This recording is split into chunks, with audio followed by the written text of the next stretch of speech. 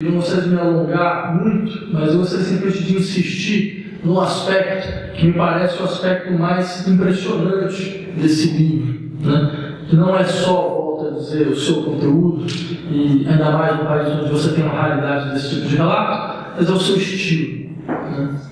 Porque se nós nos perguntarmos, afinal de contas, o que se aprende lendo o Retrato Calado, eu tenderia a dizer que se aprende principalmente que o ressentimento é a pior de todas as torturas. Relatos memorialistas, muitas vezes, eu diria, pecam por uma certa escrita ressentida, ainda mais numa situação como a situação brasileira, onde você tem certeza de que o seu sofrimento nunca vai mais ser ouvido. Ele nunca mais vai ser a base de uma reflexão da sociedade sobre o que é um sofrimento social diante de situações de exceção como a ditadura. Ele vai ser, no máximo, psicologizado. Ele vai ser tratado como sentimento, como sofrimento de um indivíduo que merece, no máximo, uma reparação. Um tipo de reparação onde, bem, tudo fica bem para ambas as partes.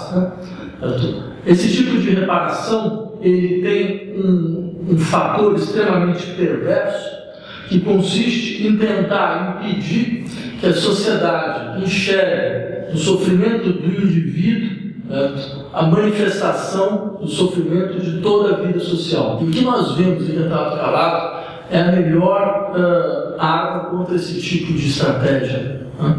Porque se eu posso dizer que o que se aprende com esse livro é que o ressentimento é a pior de todas as torturas, é porque nós encontramos aqui as marcas de alguém que, antes de mais nada, lutou não só contra os seus torturadores, mas lutou contra o seu ressentimento.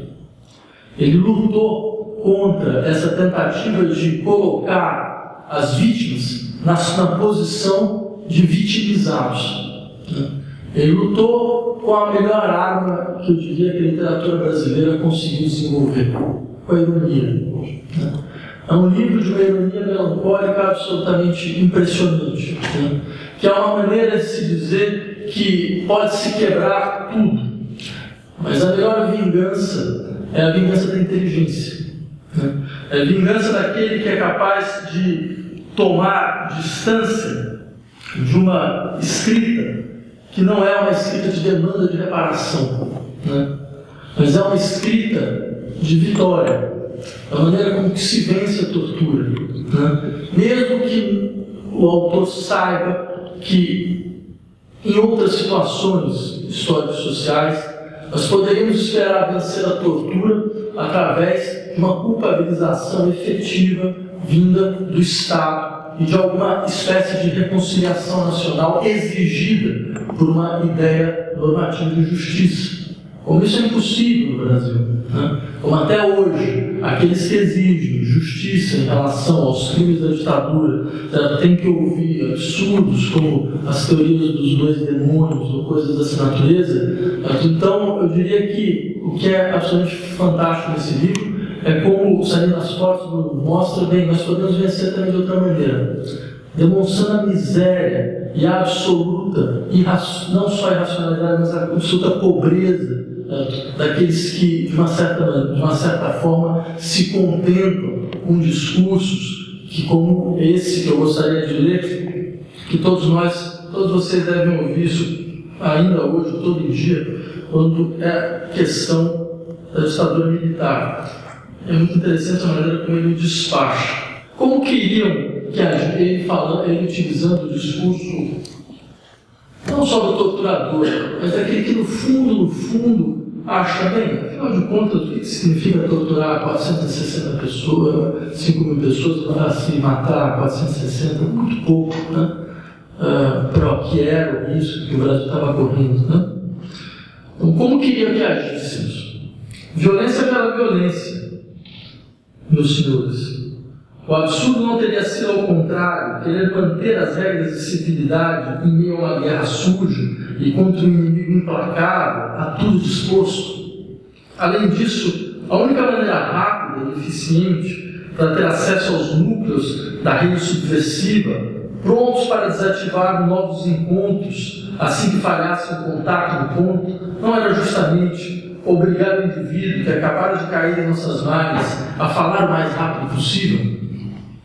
Nossos instrumentos de luta, assim sendo, tiveram de se adaptar ao comportamento específico do inimigo, não é mesmo? É a resposta dos Sardanza.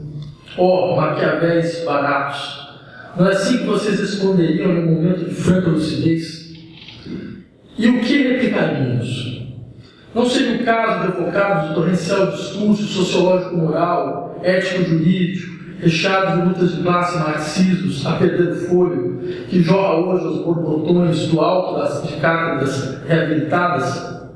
Não, poupemos o ouvinte, contenhamos a indignação e calemos-nos. É melhor assim. Essa é a compreensão de que esse discurso ele não pede resposta. Ele não é um discurso que pede um argumento. Não se trata de argumentar contra esse tipo de discurso. Trata-se de fazer um gesto profundo de quem lembra que nós não vivemos, de fato, no mesmo país. Nós não queremos, de fato, um país onde esse tipo de colocação possa servir de argumento. Nós queremos mostrar muito claramente que entre nós e eles há uma diferença, que não é uma diferença de posição política, é uma diferença ontológica, né? Entre quais são as nossas posições e quais são as posições de justificativa desse tipo de utilização de argumentos possíveis, né?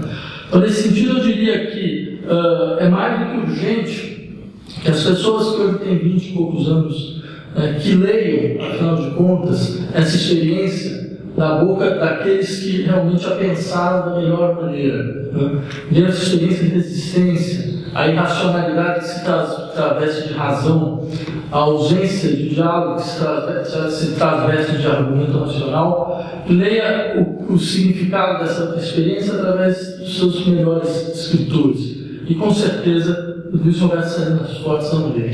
Muito obrigado.